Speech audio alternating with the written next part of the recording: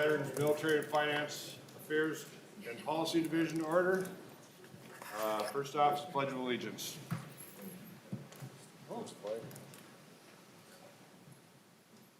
pledge allegiance to the flag of the United States of America and to the republic for which it stands, one nation, under God, indivisible, with liberty and justice for all.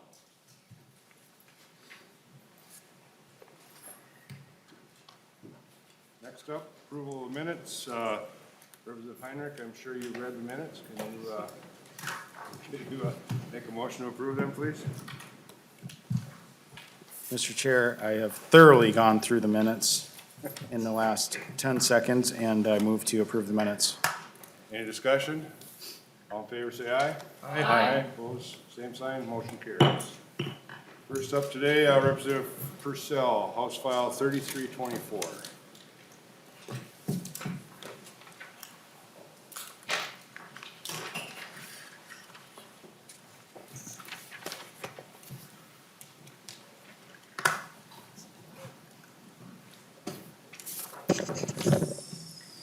Persell, do you want to move House File 3324 to be referred to the Committee on Ways and Means? So moved, Mr. Chair. Thank you. Please proceed, and Mr. Bill. Thank you, and I do have a couple of testifiers, Mr. Chair, and for those of you that have the bill in front of you, might be the shortest bill you're going to have this year, so enjoy. But it is it's an appropriation of $75,000, fiscal 21, from the general fund to the Commissioner of Veteran Affairs for ongoing annual grant to Independent Lifestyles, Inc. for expenses related to retreats for veterans at Camp Bliss in Walker, Minnesota. Therapy, transportation, activities customized for veterans. This is a good bill, and I'll let my testifiers speak if you approve, Mr. Chair. Thank you, Representative Persell. Please identify yourself for the record and proceed. Mr. Chair, members, I'm Kara Ruff, and I'm the Executive Director for Independent Lifestyles and Camp Bliss, our retreat center. At Independent Lifestyles, the Center for Independent Living, we serve all people of all disabilities, and progressively over the past 15 years, we've served more and more veterans with disabilities. And the reason I'm here today is because veterans in Minnesota and across the nation are in crisis, and community-based, effective, and efficient approaches are what is needed. Veterans in Minnesota and throughout the U.S. are not getting the support, services, or resources they need to thrive during or after deployment. We keep pouring millions of dollars into reacting to veteran crisis, mostly in the form of high-cost medical care. I urge the Minnesota State Legislature to fund Camp Bliss so that we can continue to provide the wellness and therapeutic experiences that provide lasting change, save marriages, create wellness and resiliency, and provide for the social networks that veterans need to thrive and so that crisis can be avoided. What veterans have told me over the past few years is they need more community-based supports. They need opportunities to express their deepest grief where it will not be added to their service chart. They need confidential opportunities to be vulnerable, to heal, and to bond with other service members with shared experiences. They do not feel these needs are able to be met by the VA. They want community-based supports that are not linked to the VA. According to the Defense News Military.com, when soldiers return from home, they often think that the worst is behind them. They made it back alive, and now they're free from the fear of dying in combat. But many are unprepared for civilian life, yet they're expected to manage. The reality, however, is much more complicated and alarming. More U.S. veterans have committed suicide between 2008 and 2017 than the number of U.S. soldiers that died in the entire Vietnam War. The U.S. suffered around 58,000 fatalities over the course of the Vietnam War. We've now eclipsed it with 60,000 veteran suicides in a recent span of just 10 years. This statistic serves as a stark reminder that soldiers need so much more than just medical services to recover, reintegrate, and to thrive. According to the CBS Evening News, They underline just how complex of an epidemic this really is. Officials in charge explain that the department is simply incapable of addressing the issue and that it needs help from the private sector to properly tackle it. Dr. Richard Stone, the executive in charge of Veterans Health Administration, said we cannot do this alone and said we call on our community providers to join us in this effort. Camp Bliss is here to answer that call. We're ready for action. Without any veterans funding to date, we have been providing health and wellness retreats for veterans for the past 4 years. At Camp Bliss, the veterans are in charge. We create and facilitate customized retreats based on the feedback we receive and therefore provide a wide array of services to help veterans gain the level of support that they deserve. The array includes PTSD, Gold Star families, veterans and spouses, suicide prevention, caregivers, and much more. The wellness retreats for our female veterans have exploded as the female veteran population is significantly overlooked and unserved. With $75,000 in funding, we can serve between 100 and 125 veterans and their families with life-changing services and experience every year. I would challenge a government entity to do as much with so little. We conduct pre- and post-evaluations to monitor health and well-being and gather feedback at every opportunity. We are accountable and transparent. We created Camp Bliss with no direct funding for veteran services. We did it because not doing it would be an outrage. It was and is the right thing to do. It's time for Minnesota to invest in what truly works in our communities, what's cost effective, and what prevents exploding medical and mental health costs and allows veterans to live with dignity, respect, and support. We respectfully ask for your help in funding Senate or House File 3324. I'd like to go on to our testifiers. Thank you, Ms. Ruff. Please identify yourself for the record and proceed. Mr. Chair and members, good afternoon. My name is John Schneider. I would like to share with you my story. I was homeless. I was living in a hunting blind, eating squirrels in the wilderness. You see, I isolated myself from society because that was my instinct at the time. I served honorably in the Marines for 10 years. When I got out, I had a difficult time transitioning into a civilian life. I didn't have the skills to live independently due to my disabilities. It was difficult stepping out into society, struggling with PTSD. But every step taken at Camp Bliss was one step closer to recovery and ultimately success. The resources provided at Camp Bliss taught me I was not alone, and it was okay to ask for help. I found the camaraderie I shared with my fellow veterans. The atmosphere at Camp Bliss held no stress. They didn't pressure me to share my military experiences, the ones that I was hiding within me. Instead, together, we worked on our personal strengths, our skills, such as keeping our temper managed, how to effectively communicate with others, realizing we have more to offer than just our past military experience. They taught me I could live my life without labels. They weren't interested in Corporal Schneider, disabled Native American veteran struggling with PTSD. They were interested in how John can live a better life. Now, I'm in college pursuing a bachelor's degree in engineering. I currently hold a 4.0 GPA. I speak on the dangers of drugs and alcohol to minors in the community. I have the honor of leading my tribe's ceremonial traditions as the Eagle Staff Carrier. I've also been promoted to chaplain of the American Legion post-2018. I once again consider myself a productive member of society. There are very few community-based services for veterans that do offer these type of healing opportunities.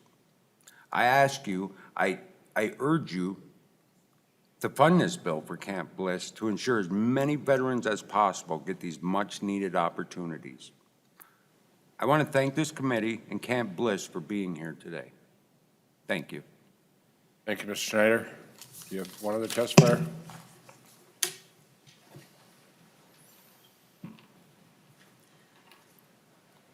Mr. Chair and members, my name is Carla Painter. I am the adjutant for the 3rd District in the American Legion. Mostly on behalf of Kara, I think she kind of brought me out of my shell. My husband was one that made me go to Camp Bliss, kicking and fighting and screaming, because he knew that there were issues that I couldn't handle through the VA. Their solution was to medicate, medicate, medicate. And that didn't help. There was no therapy, there was nobody for a female veteran to talk to at that point in time. And when I didn't know what to expect when I got to Camp Bliss, but I met some of the most amazing female veterans I've ever met in my life. And we were all able to work together and work on our issues with Kara's help. And now we are the best friends ever, the 5 of us. They call us the Camp Bliss Beauties. So we have kind of a legacy up there, but they did everything, just like what John said. They brought us out of our shell. They let us talk in a safe environment. They let us do activities in a safe environment with other veterans. And that's not something that you can get anywhere in these areas.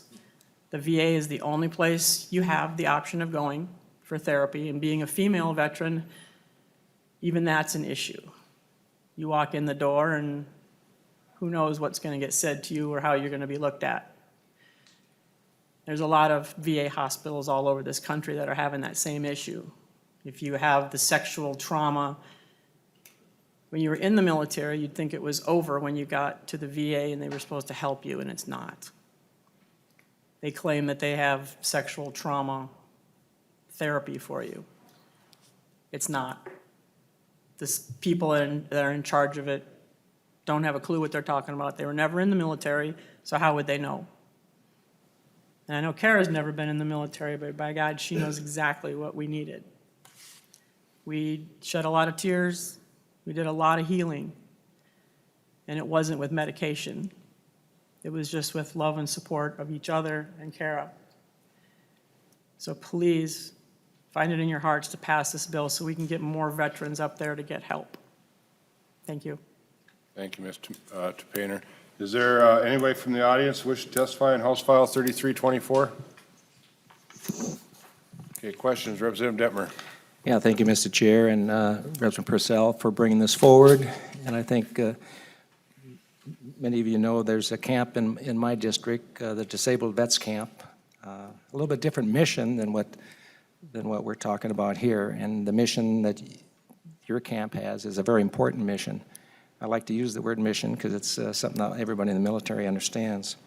But Representative Persell, have you checked in to see if legacy funds might be able to carry this forward for you in terms of, the Disabled Vets Camp is a very historic camp because it dates back to World War I. It was an overflow for the VA hospital, and that's why they qualify for the legacy funds, and we've gotten funds over the years for them to make improvements in the camp. It's an RV camp and camping and so forth, and a lot of young veterans now use it. So would legacy funds apply to Camp Bliss? Representative Purcell. Mr. Chair and Representative Detmer, I don't know the answer to that question. We wrote the bill the way we did because we knew that these funds can be available, let me say it that way. Okay. Mr. Chair, Representative that's something you might want to also run it both ways, for a general fund and also legacy funds, see if that would work out for this mission, so. Representative Heinrich. Thank you, Mr. Chair. Are there other retreat centers or organizations that are operated by the nonprofit Independent Lifestyles? No, Mr. Chair, members, no, there are not. We just have our organization, which is based in Sauk Rapids, and then the retreat center in Walker, Camp Bliss. Representative Heinrich. Thank you, Mr. Chair. In the past, has Independent Lifestyles received any state funds? Ms. Ruff. Mr. Chair, members, yes, we receive state funds as a Center for Independent Living for our core services, which we're also pursuing more funding for that as we're charged with serving about 13 counties. So we have a separate bill to serve the 8 centers for independent living in Minnesota, but we're the only one that has a retreat center, Camp Bliss. Thank you, Mr. Chair. Representative Heinrich. What are the, I'm just wondering, what's the breakdown? I understand you have on staff there 45 people and staff members and 80 personal care attendants. Would that say the $75,000 that we're talking about, is that completely used inside of Camp Bliss, or how does that break down as far as the organization of independent lifestyles as well? Ms. Ruff. Mr. Chair, members, thank you for that question. 100% of that would be allocated strictly for veterans retreats.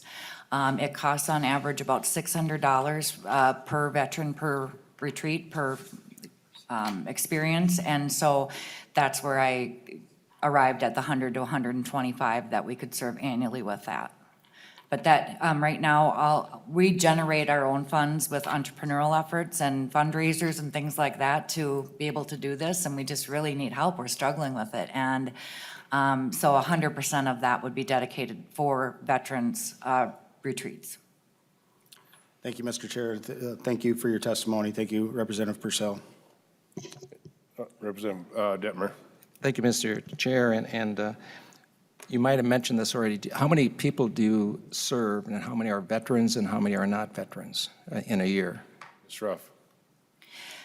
In general, because we serve such a large population of people with disabilities and throughout 13 counties in Minnesota, we serve a little over 3,000 people every year. And at Camp Bliss, we've served about 300 veterans, and then probably another 800 just in follow-up independent living skills services and advocacy and support. Representative Detmer. And just, yeah, thank you, Mr. Chair. Just a quick follow-up. Is there, do you have dorm facilities there in the camp? Do they stay there on camp property? Ms. Ruff. Mr. Chair, Representative Detmer, yes, we have a lodge that is old and maybe qualified for a historical site. But we have enough for like 25 in there. We have a big house that we've redone, and we made all the accommodations accessible. So we have a house that sleeps about 20, and then we have 3 small cabins and a larger cabin. So we could probably do 50 at a time, but for reasons related to the work that we do there, the veterans have told us we don't want big groups. They're not comfortable in big groups, and they don't get the opportunity to bond and share and express themselves in large groups. So we intentionally keep them at 10 to 15 at the very most. Thank you. Representative Thank you. Detmer. Thank you. Any other questions? Representative Persell renews his motion that House File 3324 be referred to the Committee on Ways and Means. Any final comments, Representative Persell? Thanks for the hearing, Mr. Chair and committee members, and appreciate your support. All in favor, say aye. Aye. Opposed, say nay. Motion carries. Next up, House File 3204, Representative Fabian, high school diplomas awarded to veterans who serve in military conflicts.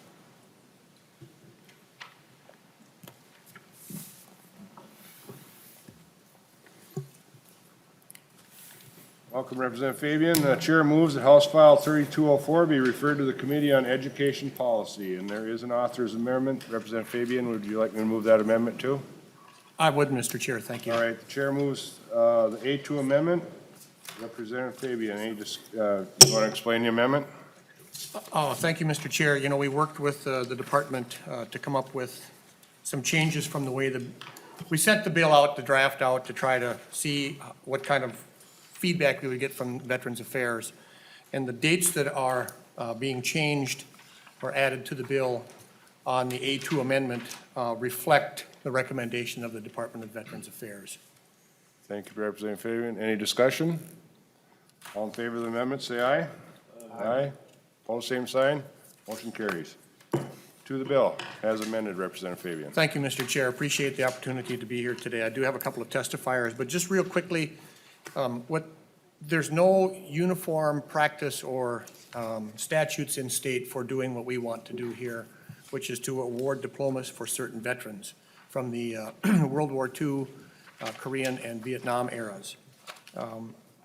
Right now, according to the data that we've got from Veterans Affairs, There's only about 7,000 veterans left from World War II in the state of Minnesota. So we want to try and do this. Just before Christmas, I was invited over to Newfoundland, to the Marshall County Central School, to take part in and observe kind of a coffee that they had for the seniors in the community. And a part of that, they had a diploma presentation to a World War II veteran. And so what I'd like to do at this point, Mr. Chair, if it's okay with you, is introduce Jeffrey Lund, who is the superintendent at the Marshall County Central School in Newfoundland, and kind of have him walk through why we're here today. Welcome to the committee, Mr. Lund. Please identify yourself for the record and proceed. Thank you. My name is Jeffrey Lund. I'm superintendent and elementary principal for Marshall County Central Schools in Newfoundland, Minnesota. Thank you, committee, and thank you, Chair, for the opportunity to share our story. Last fall, it happened just after Veterans Day, so we were approached by Legion Post 527 in Newfoundland. We've worked with them on our Veterans Day program, which is well attended. For a small town like us, we get about 500 people that come to that event. They asked me to meet with an older gentleman named Earl Hansen. At the time, he was 93 years old, and he shared me his story. He went to school in one of the small country schools until 8th grade, and then he stopped attending school because his brother was called to service to fight in World War II, and he had to work on the farm. And so when he turned 18, he ended up getting called into service to serve in World War II. And then upon his discharge from the service, he took some additional schooling through the military, was discharged, and never went back and got that GED and diploma. But it was something that he was important to him. I had to do some research because, obviously schools don't just give away diplomas. And I met with, or I contacted via phone, the School Board Association for some advice. They weren't aware of any specific policies on the books for Minnesota schools. They steered me towards New York Mills School District, which has an honorary diploma policy. It's a local policy that they crafted. And it's more for just like celebrities or persons that deserve an honor to get a degree from New York Mills. And then I did a lot of research online and found several states had policies. I worked with Tennessee's policy. It was the most specific and felt like it met our needs, and kind of combined the New York Mills policy with our policy.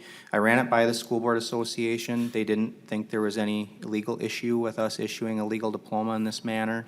Then I contacted Earl Hansen and said, I need to get this policy approved by our school board.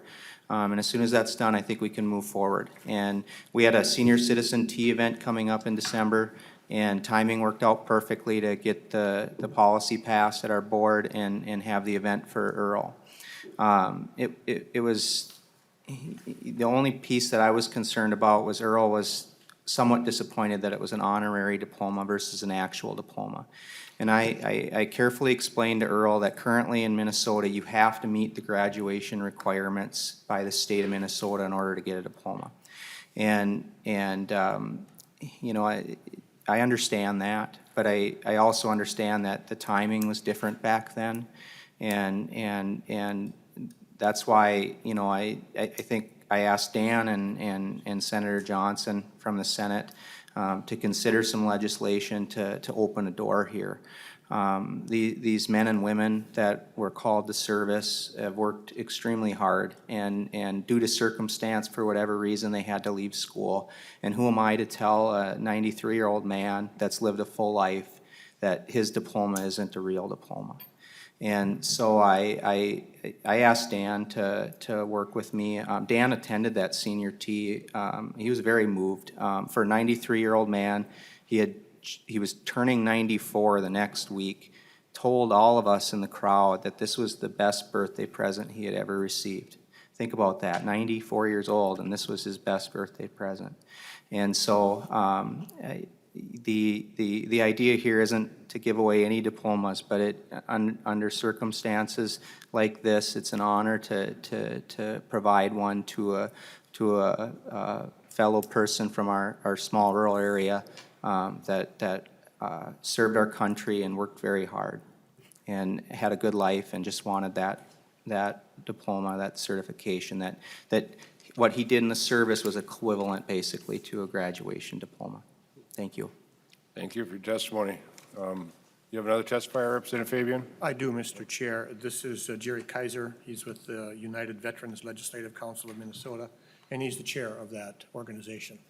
Welcome back to the committee, Mr. Kaiser. Please identify yourself for the record and proceed. My name is Jerry Kaiser. I'm the chairman of the United Veterans Legislative Council, 31 different veteran organizations in the state of Minnesota, plus individual members. I am a Vietnam combat veteran, and more pertinent to this particular bill, I'm the president of Honor Flight Twin Cities. We have taken over 2,000 World War II and Korea veterans to Washington, D.C.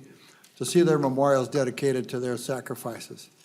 They are, without a doubt, the most reluctant veterans as far as awards of anyone in this country. They are just happy to be alive.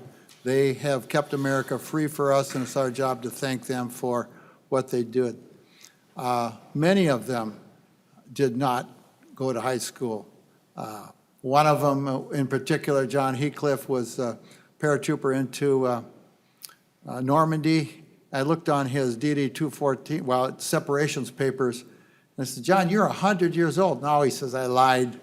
I'm only 98, and I went in when I was 16 because I wanted to jump.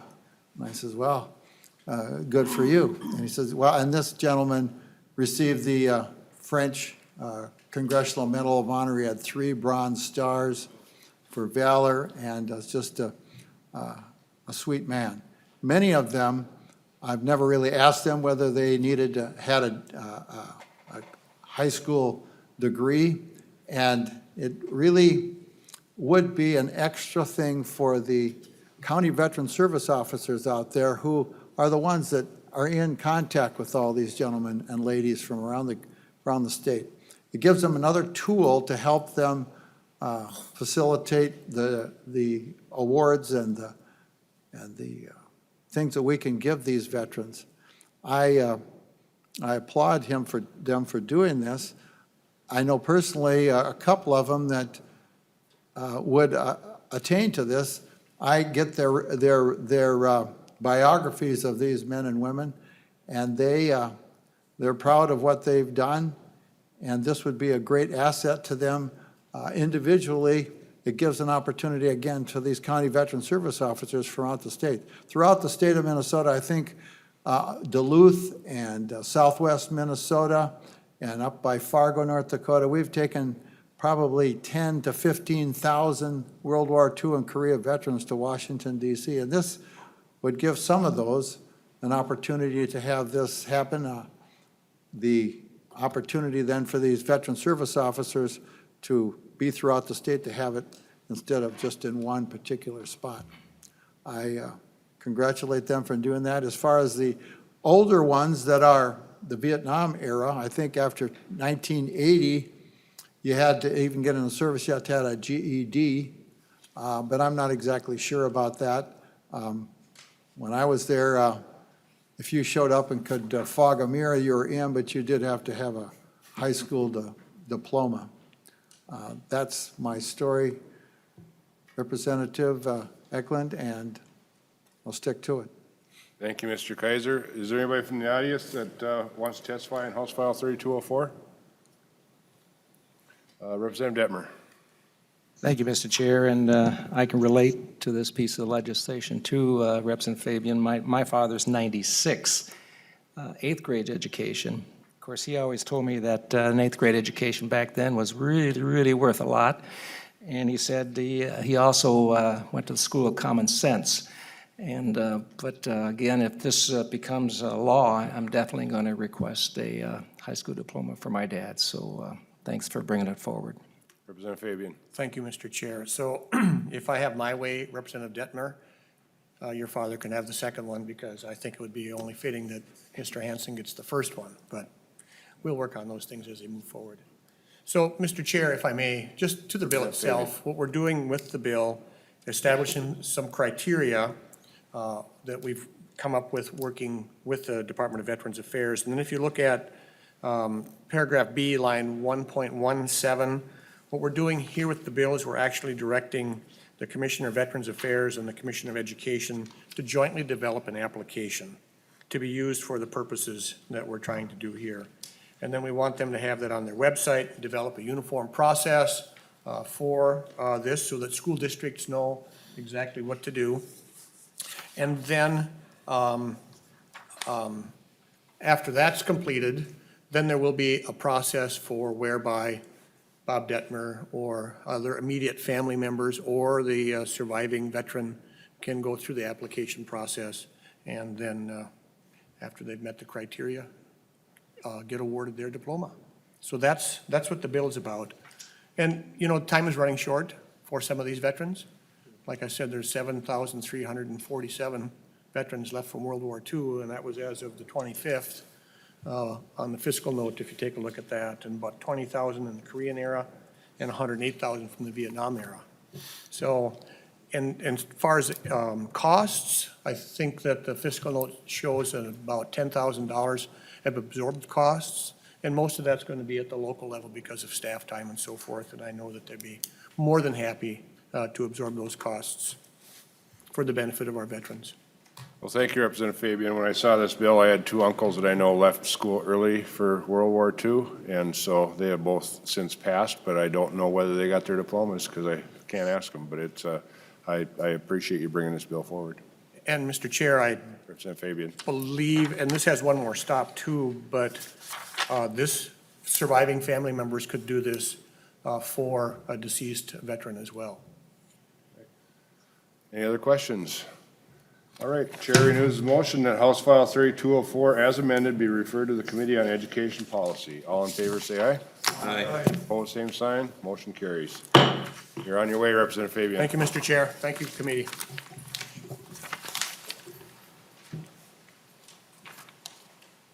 Our next bill up, House File 3176, Representative Pryor, establish an air medal special veterans license plate.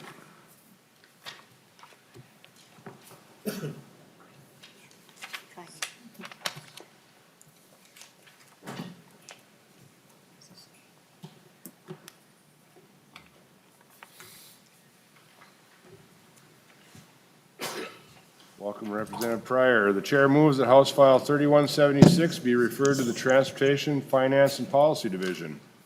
Representative Pryor, please proceed with your testimony. Thank you, Mr. Chair and committee members. I am honored to be here today and return to the Veterans Committee. This was an assignment that I had in my first session, and not very many of you were there, but some of you were. Representative Beckerfin was there, and some of our research staff was also there. So nice to be back again. And it's also my honor to introduce House File 3176. And the idea for this came from my constituent, Mr. Jim O'Neill. And he was looking at other license plates for veterans and different ways of being honored. And he asked a very obvious question, which was, why is the air medal not one of the on license plates right now? These other ways of being honored as a veteran have been noted, and that we do have these public ways of commemorating and paying homage to the service and to what's been accomplished. So I would like to, at this point, turn it over to my testifier, Mr. Jim O'Neill, to tell more about the story. Welcome to the committee, Mr. O'Neill. Please state your name for the record and proceed. Mr. Chairman and members, my name is Jim O'Neill. I'm an Air Force veteran. I received a commission through Air Force ROTC in March of 1967 on St. Patrick's Day. And I served on active duty until March 17th, 1971. I'm also a Vietnam combat veteran, and I served in Vietnam from September 30th, 1969 until October 1st, 1970. I had two assignments while I was in Southeast Asia. The first one was at Tonsanute Air Base at Saigon, and I was on the 7th Air Force Battle Staff from October 1st of 1969 until January 30th of 1970. At that time, a position unexpectedly became open on the Air Force Airborne Battle Staff flying out of Udon, Thailand. I volunteered for that job, and I served there from February 1st, 1970 until October 1st, 1970. I flew 57 combat missions for a total of 700-plus combat hours, and I was awarded 2 Air Medals. I returned to civilian life and into Minnesota in 1971. I went to work for Xerox Corporation in sales. And there were several other veterans that went to work for Xerox at that time too, but we didn't discuss much about our time in the military or Vietnam. I also attended graduate school at Mankato State Extended Campus, which at that time was teaching at the Twin City International Airport on the air base side. And I met the commander of the 934th Tactical Airlift Group, and we got talking, and he had an open slot, so I joined the reserves. And I served in the Air Force Reserve for about 14 or 15 years. After I got out of the reserves, or while I was in it, I guess, I became aware that there were Vietnam vet plates. And I don't remember exactly when I bought my Vietnam vet plate, but it was around the end 90s or beginning of 2000. And I included in my package that I sent, and hope everybody's got it, some stuff I pulled off of Facebook. I belong to the Air Medal Society, and I just went out to the 13,000 plus members across the world asking who received air medals, if they got plates in their state. But I also included a copy that really made me happy that I bought this plate, of a napkin that was placed on my windshield shortly after 9/11. And I don't know if you've got it or not, but I never met the person that put it on there, but it was the first time, excuse me, in 30 years that anybody ever thanked me for my service. And it was only because of that license plate. Veterans in the Army that had ground assignments, or even those in the Air Force that had ground assignments that were in combat, would receive a number of different kind of medals. One would be like the Bronze Star. The Air Medal is kind of equivalent to the Bronze Star for air crew members that flew combat missions. And so I feel that if you guys pass this and we can get Air Medal plates, that people that flew combat missions would be able to recognize each other and talk to each other more. Just like my Vietnam vet plates now have other Vietnam veterans coming up to me and say, when did you serve? So it's a real good way of communicating. Plus, I think since 9/11, people are more appreciative of first responders and of the active duty military and military veterans. So I've had that experience on numerous occasions, and I guess my request to Representative Pryor when she first got elected in 2018 was if she could see if we could get an Air Medal license plate. In the Facebook handouts, I got a lot of comments. I only pulled off half a dozen of them, but I've highlighted in yellow some of the Minnesota residents that are interested in it, and then just a few examples of what the Air Medal plate looks like. So that's pretty much my story, and I don't know if anybody has any questions for me. I'd be more than happy to answer it, but hopefully it'll get passed. Thank you, Lori, for doing all your hard work and reintroducing it again. Thank you, Mr. Chair. Well, thank you, Members. Mr. O'Neill, and we don't thank our veterans enough for their service, so thank you for your service on behalf of the committee. Is there anyone in the audience who would like to testify on House File 3176? Questions from the committee? Looks like a pretty good bill. Representative Pryor. The chair renews his motion that House File 3176 be referred to the Committee on Transportation, Finance, and Policy. Do you have any final comments, Representative? Thank you. Thank you, Mr. Chair, and thank you, committee members, for allowing me to testify, to bring my constituent here to testify today. And we hope that this is going to move forward, and we hope that we continue to have your support. Okay, all in favor, say aye. Aye. Aye, opposed, same sign, motion carries. Next up, House File 3552, Representative Bahner.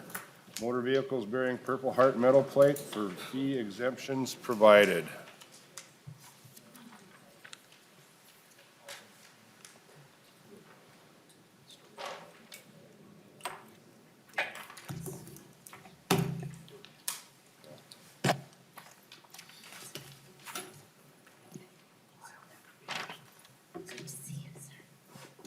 Welcome to the committee, Representative Bahner. The chair moves that House File 3552 be referred to the Transportation Finance and Policy Division. I will note that there was an author's amendment, but Representative Bahner is going to elect to have that technical fix done at the Transportation Committee.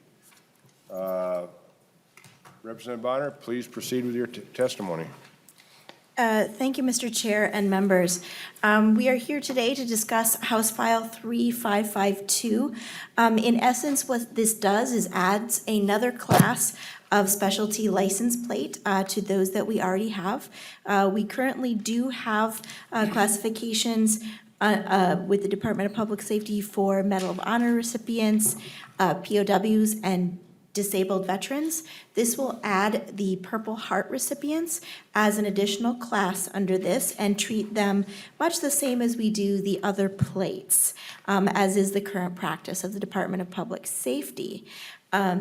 So with that, I do actually have two very distinguished testifiers here today that would like to speak a little bit about this bill. Welcome to the committee. Please identify yourself for the record and proceed. Mr. Chair, my name is Ryan Sabinish. I'm the past state commander for the Minnesota Military Order of the Purple Heart and past chapter commander for Rochester. I'm also a full-time father of two daughters, 9 and 4. I'm a child of a Vietnam veteran who died in 2016 from Agent Orange. I'm the grandchild of a World War II veteran. I'm the great-grandchild of a World War I veteran. In 2005, I volunteered for a deployment to Iraq and was deployed for 22 months. During that time, I was wounded on March 23, 2007, while serving in the Minnesota Army National Guard. That day forever changed my life. I was blown up by a roadside bomb in Iraq. I received shrapnel to my arm and had severe blood loss. That caused me to be medevaced to the nearest military base. I'm 100% service-connected by the Department of Veterans Affairs, even considered housebound by the VA. I'm service-connected for my feet, my knees, dislocated hip, back injury, ringing in the ear, shrapnel scars, nerve damage from shrapnel that's still in my body, post-traumatic stress injury, and traumatic brain injury that causes me to have severe headaches every day, and I also suffer from chronic pain every day. I'm asking for the exemption for Purple Heart veteran license plates and the yearly tab fee so that we can give the same benefits other states give to their Purple Heart veterans. I believe it is the little things that we can do for our living Purple Heart veterans to make a difference in their lives and to show our gratitude for their lifelong sacrifice. Thank you for your consideration. Thank you, Mr. Sabinish. Welcome to the committee, Mr. Peters. Welcome back to the committee, Mr. Peters. Please state your name for the record and proceed. Thank you, Mr. Chair, members of the committee, and Representative Bahner allowing me to speak in support of passage of House File 3552, motor vehicles bearing Purple Heart Plate V designations. My name is Andrew Peters. I'm a U.S. 7th Army Vietnam-era veteran, serving 6 years with regular Army and Army Reserve. I continue my veteran commitment to our nation by serving in the American Legion as adjutant of Lake City Post 110 and as commander of Wabasha County. I'm also a past district commander of Legion 1. I'm also a 52-year American Legion member. I also, 2 years ago, became an honorary member of the Military Order of the Purple Heart Organization for some of the legislation I helped them push on the Purple Heart designation. In support of the passage of this bill, I'd like to remind this committee of a complimentary bill. I'll kind of walk you back in your legislative history. 2 years ago, signed by the governor on May 14th, 2018, with the submission of House File 3477, and that bill passed 121-0. Senate File 3262, which passed the Senate 67-0, allowing for Purple Heart City and Purple Heart County designations and authorizations. And because of the bill, I was able to get 4 counties designated and about at least 8 to 10 cities with the designation. What the bill allows is cities to display designated Purple Heart signs at city limits and allows signs with Purple Heart Reserve parking designations in front of City Hall and other public facilities. In presentation before these city councils and county commissioners, I crafted and submitted for their approval of a proclamation, which I will share with you, is kind of reminding you of this important and longest-standing awarded medal.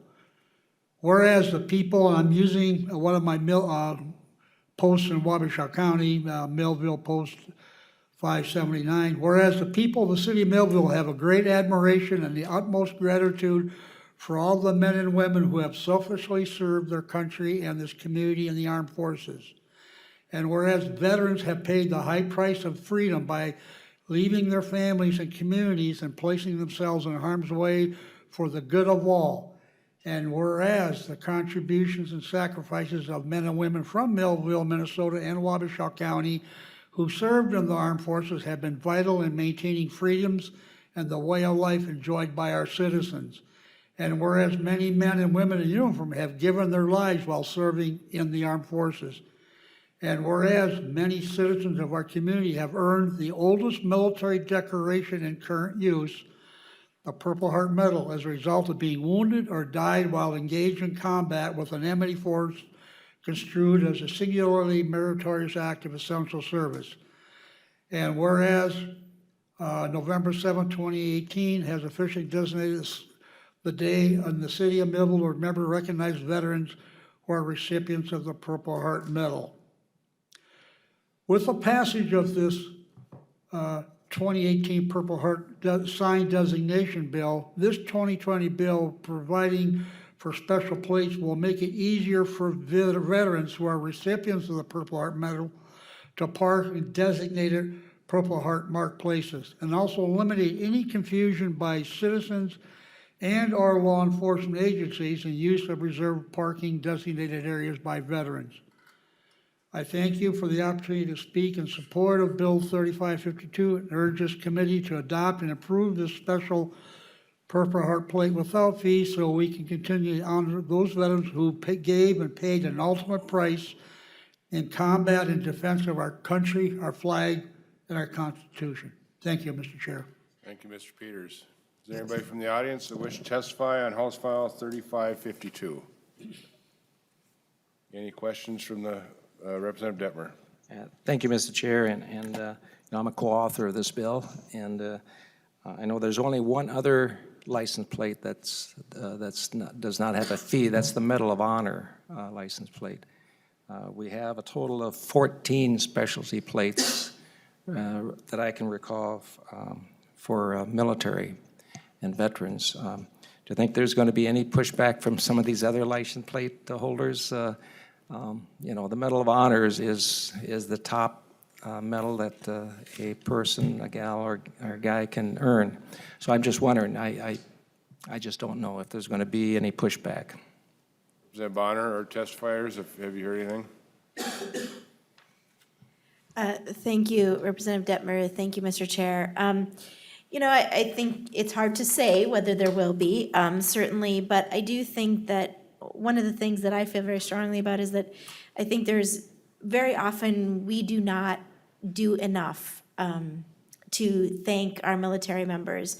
And I don't know about all of you, but one of the things that I find striking is I take regular visits to Fort Snelling every year to visit my grandfather's grave. And when I do, I don't know about other people, but I feel this kind of strange feeling when I look around me and see all of these individuals who put their life on the line on behalf of our democracy, on behalf of me. And I can't emphasize enough how strongly I feel that we just do not do enough. And I think while there certainly could be folks who have an exception, I think the folks that we're talking about here are literally, as you mentioned, sort of the top of the top. And I feel that I think they would, this is just one small, tiny way in which we can do more to sort of thank them for their service and their sacrifice to our country. So I certainly hope there will not be any. Representative Miller. Thank you, Mr. Chair. Just a clarification on that. I probably in error, but I thought the prisoner of war plate was also an exemption. Is that not the case? I'm sorry, I'll clarify. When it came to exemptions on plates, I thought a prisoner of war plate was also an exemption. It is in other states, so it's not here in Minnesota. Okay, that's my misunderstanding. I just wanted to clarify that one. Thank you, Representative Miller. Representative Bahner. So I think the question's been answered, but does that answer your question, or? Don't need to know, just Okay. clarifying. Okay. Any other questions from the committee? Final comments, Representative Bahner. Just a minor clarification. POWs also do qualify for a Purple Heart designation, so that may be also a little part of the confusion, just so you're aware. With that, I would say thank you to the members, of course, for allowing me to be here today. A special thank you to both of my very distinguished guests for being here to represent this. As I mentioned, we cannot thank them enough for the incredible service to our country that they've performed. So with that, members, I hope that you will support House File 352 and help it move along on its way. That the chair renews his motion that House File 3552 be referred to the Committee on Transportation, Finance, and Policy. All in favor, say aye. Aye. Opposed, same sign. Motion carries. You're on your way. Thank you.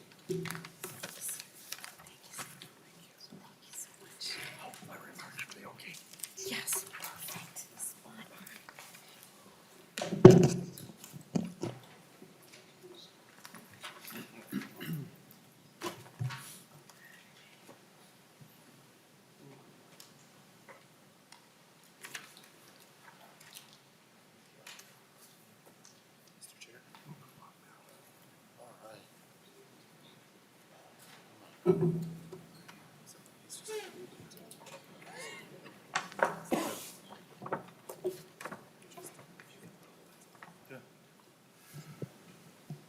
All right, Chair Ecklund, you can proceed with your testimony.